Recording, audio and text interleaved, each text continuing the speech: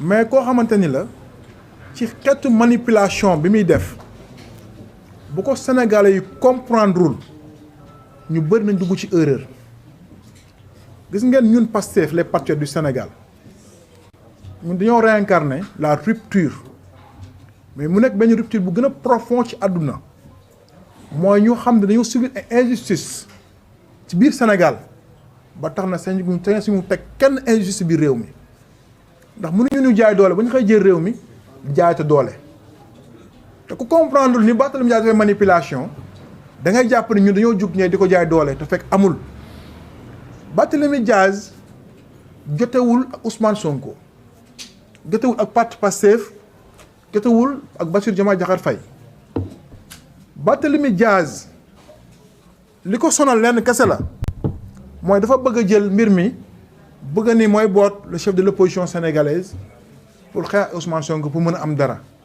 mais day sonal boppam parce que Sénégal dañ ko jéppi ndaxte Sénégalais yi duñ ànd ak kuy wor Sénégal duñ ànd ak un traître Sénégal duñ ànd ak jaam te yi ma wax yépp bu ñu xoolee Barthélémy Dias fekk ci moom parce que ku ne xam na ni amee tey ndombal tànk c'est grâce à président Ousmane Sonko moo tax mu jël maire Dakar te bi ko Ousmane Sonko di jox da ko xañoon boppam mais xañoon ko njabootam jàppale ko ndax yàlla rek tax parce que générosité bi nekk ci moom ci politiciens yi Sénégal yëpp xam nañ ni du ñu ko ci beneen politicien ci Sénégal kon mu lu ñëw tey mu def ay xeetu manipulation réer askan bi réeral ñëpp pour nit ñi bañ a xam lu xew lan la parti Pastef wala le président Ousmane Sonko wala Bassirou Diomaye Diakhar Faye ba tey demandé ñu à ce que ñu génnee Barthélémy Dias Assemblée nationale loi moo ni nañ génnee Barthélémy Dias Assemblée nationale te Bassirou Diomaye Diakhar Faye keroog mi def serment am dafa wàcc kanamu Sénégalais yi ni li lépp lu mën a tax ba loi ñoŋ ci réew mi moom dina ci ànd nekk te dina ko def ak ku mu mënti nekk moo nekk njabootam wala ba ngi nekk njabootam kon mu def serment boobu ba pare tey di def contre serment boobu moo tax li nga xam ne tey loi teg na ko ci kawam ni képp ku nu condamné mënutuloo nekk député loolu wax dëgg fa yàlla c'est grâce loolu moo tax ñu génne Barthélémy Dias Assemblée nationale mais ñaareel ba mooy Assemblée nationale seen biir da am lu tudd règlement intérieur mais règlement intérieur boobu tamit ni loi bi tënkoo noonu règlement intérieur bu tënkoo tamit ni képp koo xam te ni condamné la fermement mun loo nekk député article yaa ngi fi règlement intérieur baa ngi fi lépp mun naa la génne jox nag mu ngeen bëggee léegi incha allahu rabbi mais li tax mu am manipulation dafa wax ni moom du moom kese lañ condamné le président Ousmane Sonko il a été condamné te ba pare mu nekk député ba xëy démission joxe postam ñu wax ni loolu mooy manipulation Barthélémy Dias noppalul ndax fi ay borom xam-xam fi ne président Ousmane Sonko dañoo àtte ko ci tappale ba tëj ko mais am beneen tappale bu ñu def nii ci amnistie à partir de 2021 ba 2023 képp koo xamante ni condamné nañ la excuse-moi 2024 képp koo xamante ni condamné nañ la ci loi amnistie condamnation boobu teggi nañ la ko moo tax président Ousmane Sonko mën a dem voté ji moo tax président Ousmane Sonko mën a nekk candidat moo tax président Ousmane Sonko nekk député mën a valable mën a légitime parce que li ko tënkoon ci tappale ba tëj ko loi amnistie boobu moom bugg ko nag dañu njaboot bu leen ko voté ndax ñi ñàkk seen bakkan ci loolu moo war tax bu kenn voté loi amnistie boobu moo contre ko catégoriquement mais cette même loi boobu lañ dugg Macky Sall dugalaat pour moom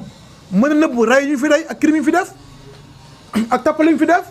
ni léegi à partir de 2021 ba 2024 képp koo xam ne tappale woon nañ la ba tey loi amnistie boobu lañ toppee woon loo am ne dindi na ko kon topp na ci dara kon condamnation Ousmane Sonko Barthélémy Dias loolu la ko dindi boo ko xamul xamal la ko tey kon moom valable na mu nekk député bu légitime normal na mu démission jox ku ko neex parce que ci loolu lañ demee bis mais ñaareel ba mooy nga defaat beneen manipulation ni waaw Pape Djibril Fall am na li nga xamante ni tey yow yaa ko jox poste bi parce que am na jot am na temps mais du dëgg encore une fois mon frère Barthélémy Dias je suis vraiment désolé Déthié Fall moo démissionné moo tax Pape Djibril Fall mën a nekk député mais boo manipuler nit ñi ni leen yow yaa démissionné amoo jot am na jot moo tax mu nekk démissionné loolu beneen mensonge la tàmm nga ko nag mais da la ko indi benn par benn pour nga comprendre que ni Sénégal dañu la jéb dañu génn ci yow parce que xeetu manipulation yi mënutul jàll fii c'est fini kon Déthié Fall moo démissionné moo tax Pape Djibril Fall mën a nekk tey député muy lu leer mais li ma gën a metti man ci Barthélémy Dias mooy bokk na ci mu ni yow naka nga mën a taxaw ngeen yaa tiire am ku ci ñàkk bakkanam kooku dee mu tudd Ndiaga Diouf ñu condamné la ci Ndiaga Diouf bi depuis 2011 nga ko rey ci li ñu wax ci ni ngeen tiire nga ci li tax dee am bokk nu ñuy wax ci loolu 2023 décembre 2023 taxawaat ñu condamné la ci loolu kon boo ko ci amnistie bi parce que yow sa procédure 2011 da commencé muy 12 ans ci lii 2011 ba 2023 12 ans la kon yow mënuloo bokk ci amnistie parce que amnistie moom commencé ci 2021 ba 2024 yow la nga def nag ñu teel koy toppee moom commencé ci lan ci 2011 nga ñëw 2012 la tribunal le cour suprême condamné la définitive condamné la moo tax confirmé condamnation bi moo tax mënoo bokk amnistie kon mënuloo nekk député mais bu fekkee am na benn quelques manipulations yooyu def population yi di ko def askan bi di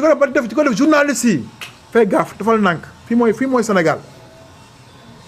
gisoon nañ ñu ne ëppoon ay arsenal fuuf kon ñu lébu yëpp nag dawee tey del topp si